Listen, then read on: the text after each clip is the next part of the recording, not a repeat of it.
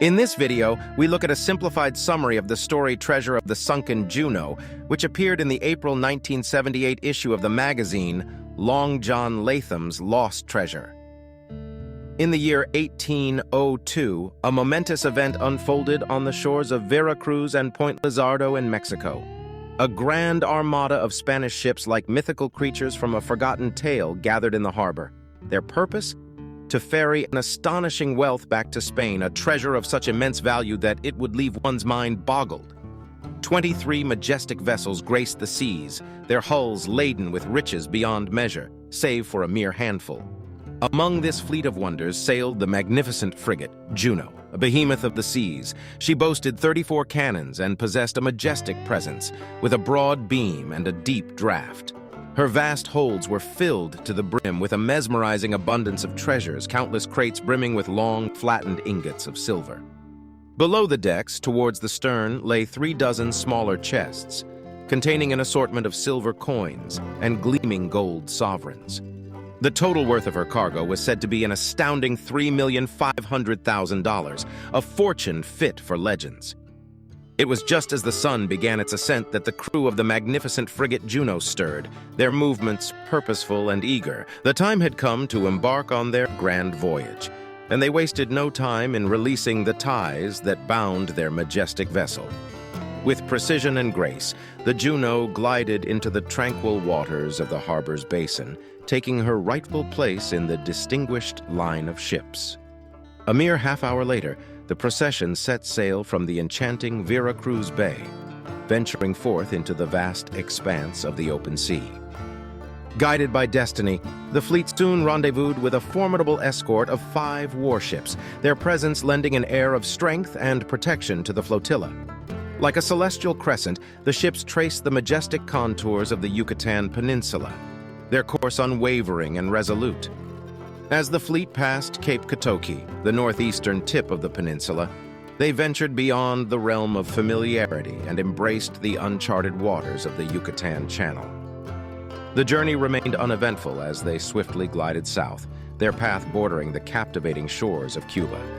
Along the way, 2 more treasure-laden barks from Hispaniola joined their majestic ranks in the Windward Passage, further enriching the fleet's allure.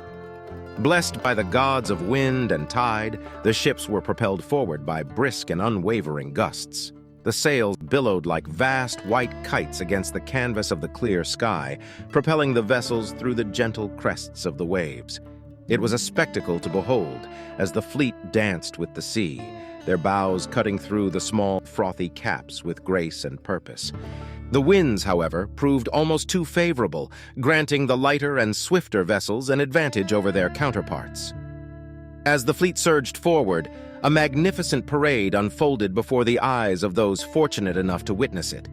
Like a string of pearls stretched across the horizon, the ships paraded in a staggered formation, their majestic presence barely perceptible to one another, yet united in their purpose and destiny.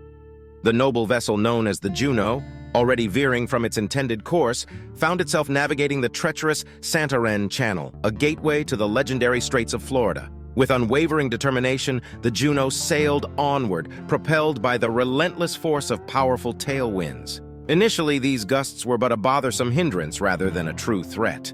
The heavens remained clear and radiant, devoid of any signs of an imminent tempest.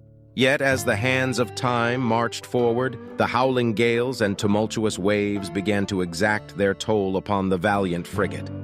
The hull of the ship, once steadfast and unyielding, now bore the marks of its journey. Small leaks emerged, trickling ominously, hinting at the looming perils yet to unfold. Other vessels within the scattered squadron caught fleeting glimpses of the Juno in the days that followed, until the fateful 27th day of October. It was on this day that the Juno was last beheld, bravely battling the ferocious surges off the shores of Delaware Bay, far up the eastern coastline of America. Alas, both the vessel and its gallant crew were destined to be forever swallowed by the unforgiving depths, their tale transforming into a legend whispered among the waves. As twilight cast its dark cloak upon the wintry day, the noble vessel Juno found itself in grave peril. The relentless battering had transformed the once seeping leaks into torrents, threatening to engulf the ship entirely. Below deck, the valiant crew fought desperately to stem the rushing floods, their hearts heavy with the weight of impending doom. Above, the courageous sailors battled against the ferocious winds, struggling to tame the unruly sails. But despite their efforts, the Juno continued to take on water, sinking deeper into the tumultuous sea with each passing moment. In the fateful night that followed, the Juno's weakened support ribs succumbed to the relentless assault of the pounding waves. The salty froth of the ocean mercilessly flooded her holds, transforming the vessel into a watery tomb.